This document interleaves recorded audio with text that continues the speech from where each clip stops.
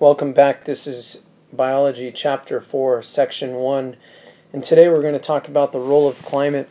Climate is a very important thing and drives ecosystems, shapes and forms ecosystems. It also exerts very powerful forces on the distribution of species, the abundance of species, even the evolution of species. And so climate is very important to understand. And so that's what we'll be talking about today. We need to first distinguish between weather and climate.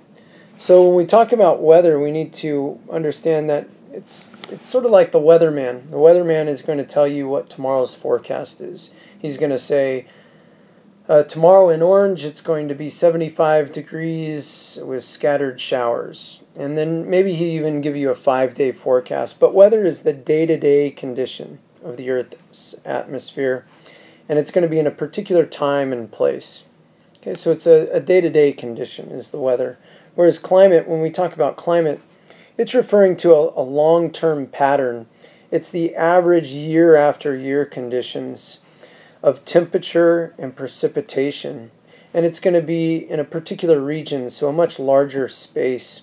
Rather than just the city of Orange, it's going to be Southern California, the climate of Southern California.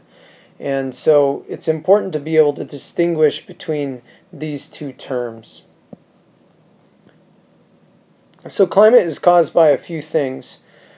First and foremost, the climate is caused by the trapping of heat by the Earth's atmosphere. So there's gases in the air that trap heat, and that's very important. It's going to be caused by the latitude that you are on Earth. So if we have the globe, the lines that sort of move along the globe like this are the longitudinal lines. The ones that are like this are going to be the longitude or latitude lines. And so depending on where you are in terms of latitude is going to really determine the climate that you're in. Climate is also caused by the transport of heat by winds and ocean currents, and so we'll talk about that. It's also caused by the amount of precipitation in the area, and then also what's the land formation, what's the shape and elevation of your land masses that you live in, and that's going to be what climate is caused by.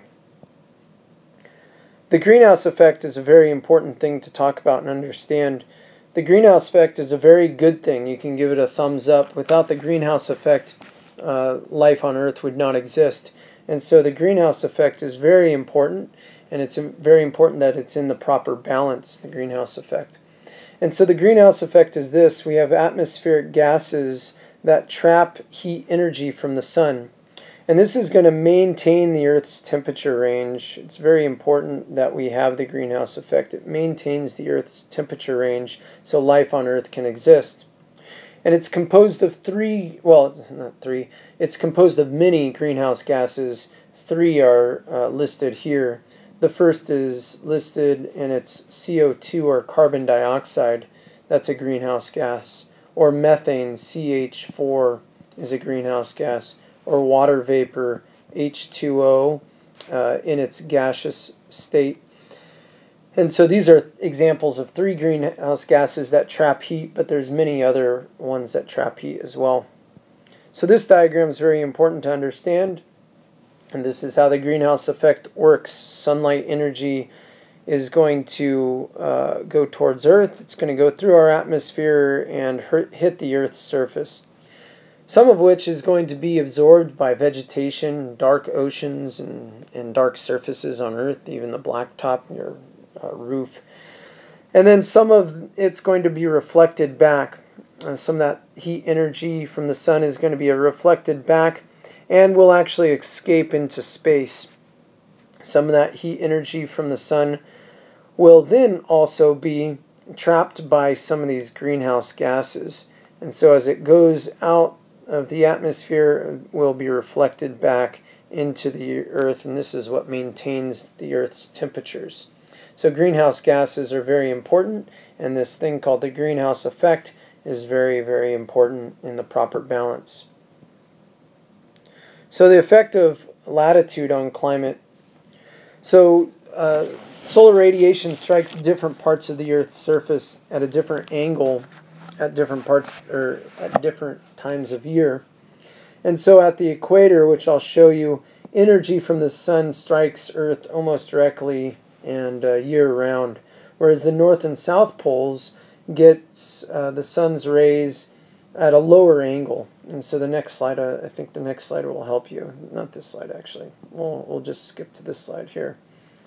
And so this slide shows you that at the equator, this latitude is 0 degrees.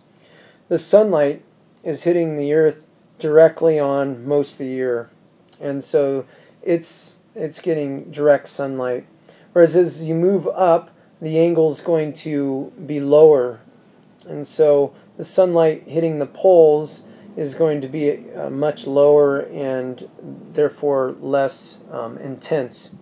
You can think of it as a magnifying glass.